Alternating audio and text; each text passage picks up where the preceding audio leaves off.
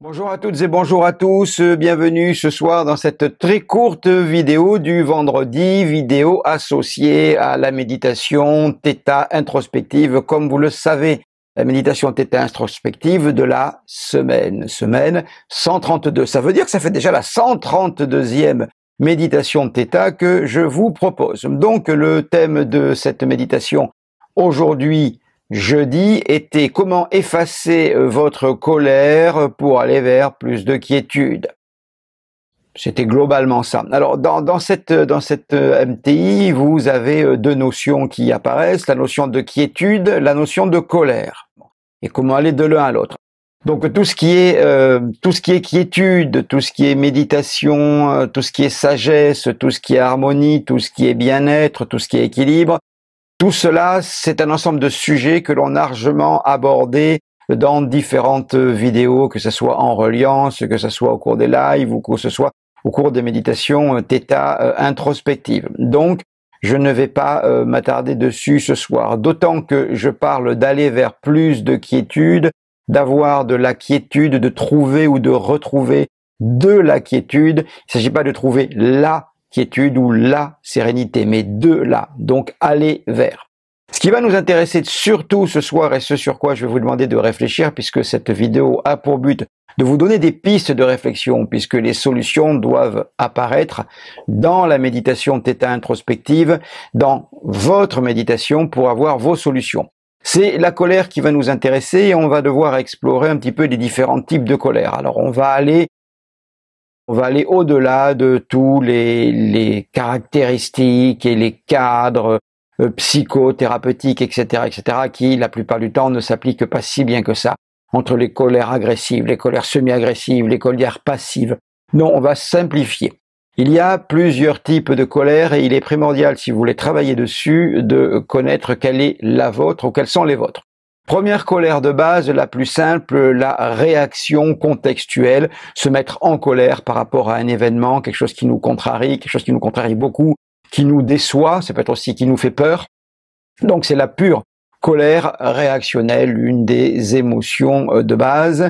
Et cette colère peut être un comportement de fuite, cette colère peut être un comportement de non-maîtrise, et plus on a l'habitude d'avoir dans son éventail comportemental la colère et plus souvent on s'en sert, moins on a de facilité à justement la maîtriser. Donc après, ça devient quasiment une réaction chronique. Donc première colère, la colère contextuelle.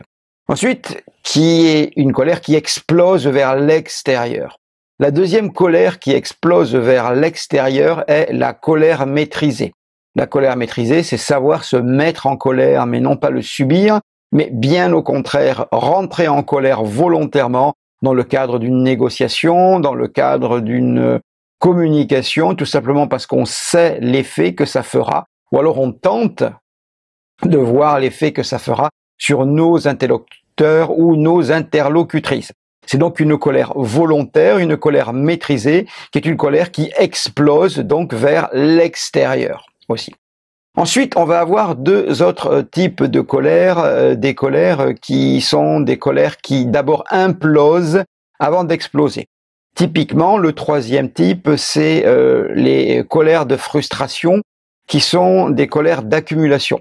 C'est-à-dire qu'une personne ou des personnes vont ne pas manifester leur mécontentement, ne pas communiquer et tout garder pour elles. Elles vont accumuler en général des frustrations, des mécontentements, des choses qui ne leur vont pas du tout. Et à un moment, pour une raison X ou Y, eh bien la personne, après avoir implosé, va exploser pour un prétexte complètement absurde. On a typiquement les parents qui se retiennent et qui, à un moment, que ce soit interdit ou pas, file une grosse taloche au gamin pour un point de détail, parce que c'est le fruit de plusieurs frustrations de colère non déclarée, de colère non manifestée, qui se sont accumulées à l'intérieur. Donc très souvent, dans ces colères, on est aussi en colère contre sa propre incapacité à communiquer, en colère contre sa propre inaction, en colère contre le fait qu'on s'est laissé marcher dessus plusieurs fois, en colère contre le fait qu'on n'a pas été capable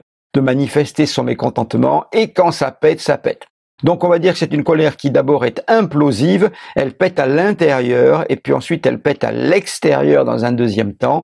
Mais la plupart du temps, le motif pour lequel cette colère pète, eh bien, est ridicule. C'est la goutte qui fait déborder le vase.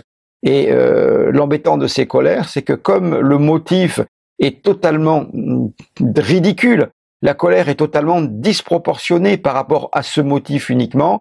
En général, la personne passe dans une deuxième phase par le regret, parce qu'elle se rend compte qu'elle a explosé de colère pour un détail insignifiant, et donc perte d'image d'elle-même, frustration, regret, et elle prépare une nouvelle colère, parce qu'elle, justement, elle est en colère déjà contre elle-même de ne pas avoir pu se maîtriser.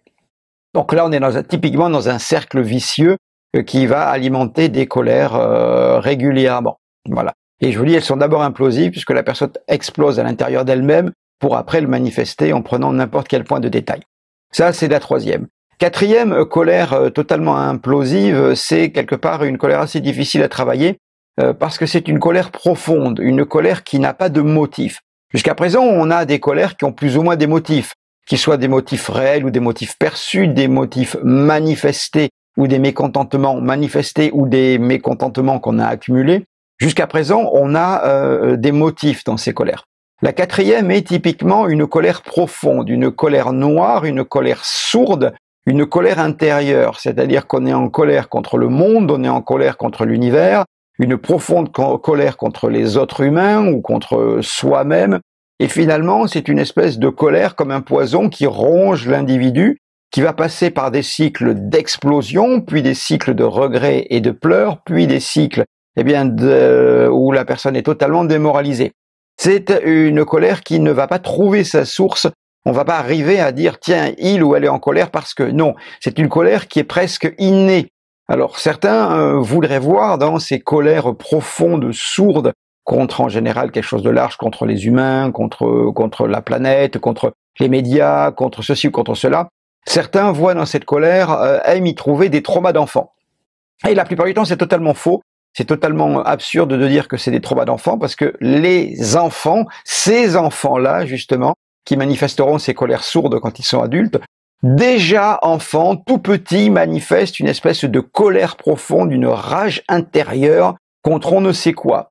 Alors beaucoup de théories iraient à dire que ces colères seraient le fruit soit d'accumulation dans des vies antérieures ou alors des traumas transgénérationnels, etc., etc., etc. Ce qui veut dire qu'on ne trouvera pas la source vraiment de ces colères dans notre matérialité ici et dans notre temps ici.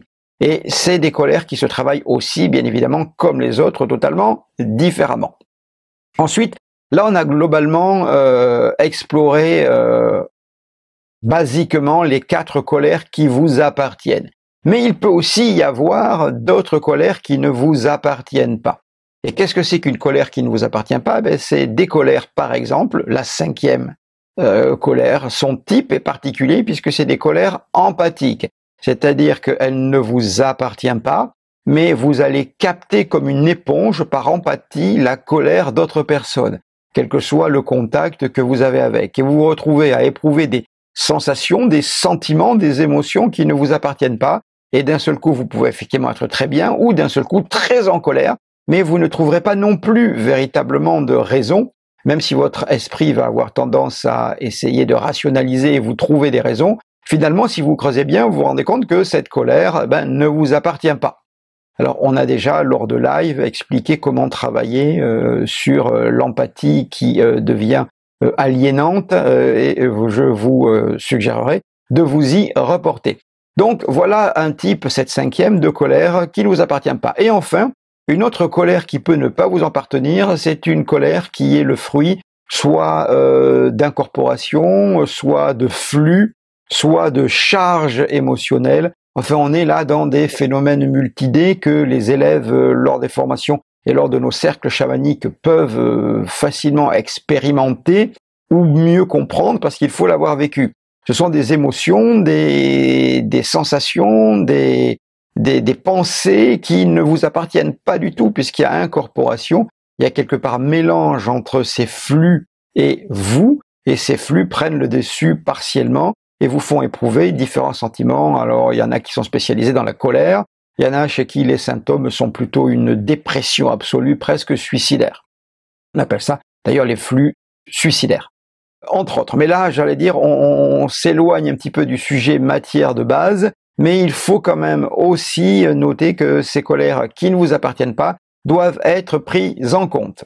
Bien évidemment, vous avez compris que chaque colère et chaque type de colère, eh bien, se travaille différemment si vous voulez évoluer vers une maîtrise, vers plus de quiétude, vers plus d'harmonie, plus de bien-être.